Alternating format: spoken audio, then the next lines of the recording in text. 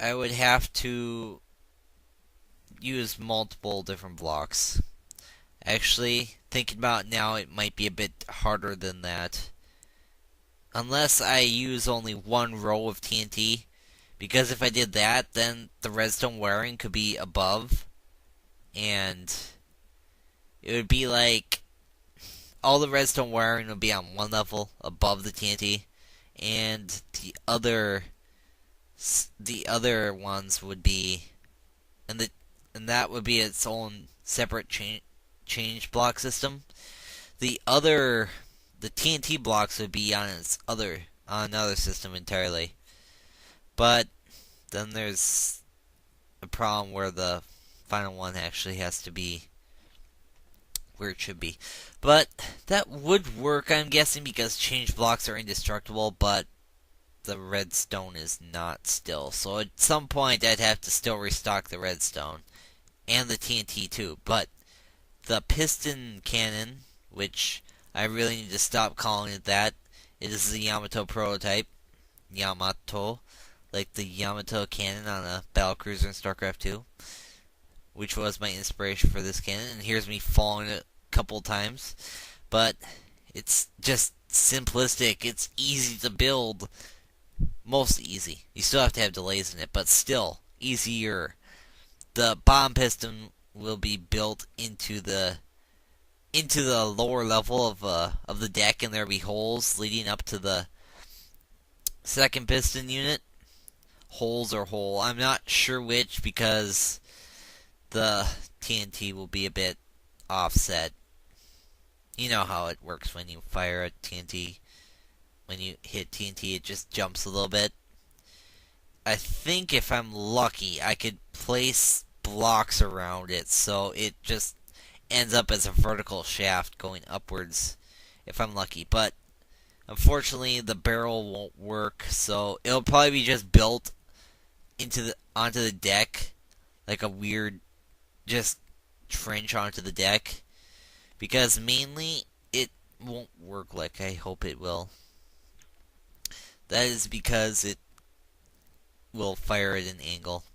I could try an experiment and try and put a barrel on it somehow. Not sure that's going to work though. I wouldn't count my chances of that actually working, because you could see that angle right there. Before it could even get out of the turret, it would catch on the turret. Unless I probably build it at a weird freaky angle, but yeah.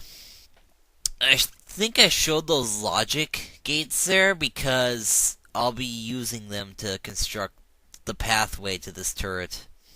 Because there will be an AND gate. Well, sorry, there'll be an OR gate right near the turret. So it can be fired at the turret, or it can also be fired at the tower or command tower, command center, whatever you want to call it. I'm not an expert on chips. See, I think I'm demonstrating right here that I can put a NOT gate right underneath of it, which would be the natural extension that most people use before the repeater. I think it's the NOT gate. Not sure. Can't remember. It's been a while since I've screwed around with redstone much, but the chests have to be within a certain radius of the changer, so I can put two on all sides actually. Yeah, if I really wanted to get fancy, I could put water down and make them extended chests, but I don't really want to screw around with that much because that's a bit glitchy, I think. That change block right there is a medium block, if you didn't realize that. There's a size bigger than that yet even, which allows 50 different blocks of change. That one was like 25, I think. But, anyways, right about here I decided I'm going to show the ship. Am I? No? No, I'm not? Okay. Yeah. I actually put a obsidian barrier right underneath the piston right down there because it got destroyed quite a few times because I didn't have it set up like it is now. It was only like too high in terms of the piston before. This is going to be me jumping and swimming across the span of space that I have between me and the ship. The problem with the ship is once you go out with a boat, there's no way back in at the moment. It's kind of a stupid way to build it at the moment, but it's all I can really build at the moment until I can figure out what I want to do with that. Where I actually come from with the boats is going to be a sub pen, but there's also going to be boats in there too. My friend actually suggested, his name's Coromon6, or Soul Spiral, Toxic Spiral, Agumon570, Agumon370. Oh, did I miss any? I think I missed a few, but he'll probably comment on the video and correct me on a few of those. But he told me that for the underwater city, now that I installed elevators, I think I'm one of the few people who actually has elevators in their videos. But now that I have them, I will be using those as escape hatches. Mainly because I have increased the speed a lot. Here's the underwater pen right here. There's a boat sitting in there. Originally I had 2 boats sitting at that island. There were none when I got in. You'll notice how much faster this elevator is. See? That took a lot less time than in the silent one. This is going to be a long video because I wasn't paying attention to the time and I thought, oh hey, I could just cut out this water part here and just skip about 10 minutes, cutting it down to the proper size.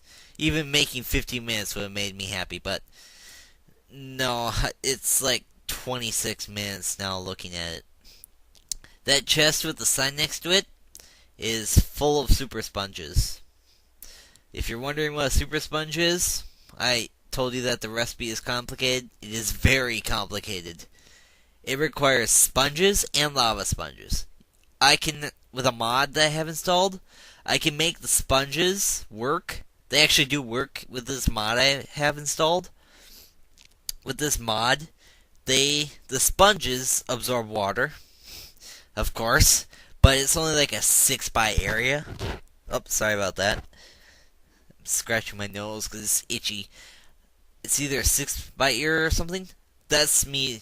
This is me talking about how the change blocks are using the same idea as the glowstone steps. But there's also lava sponges, and those absorb lava only. I think it's the same area as a sponge, but it requires sponges and netherrack to make them.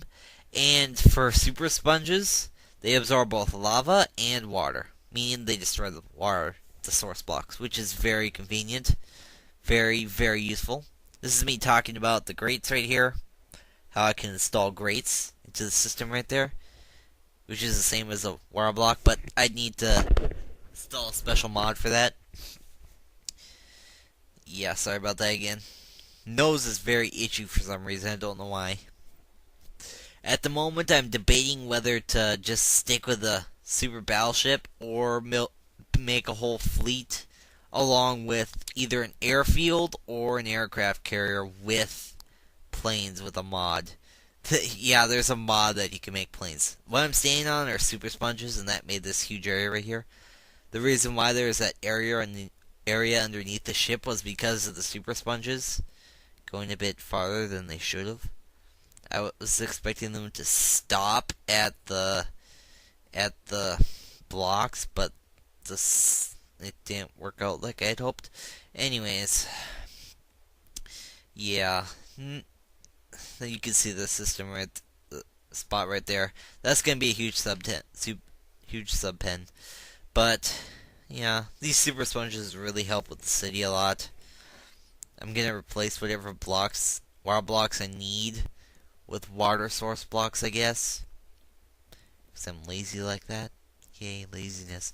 Anyways, this will probably be it for the video, mostly. But yeah, there will be quite a few escape hatches, and they'll lead to either a hangar with aircraft, so I can land on a ship, or they'll lead to boats. Or there could be both. I'm not sure yet because the mods that I have to install for the planes are a bit difficult. I have to install a lot of mods just to get those planes to work. So yeah, it'll be a while before I get to that step. I was thinking I could make a little above air airfield, like an air helicarrier.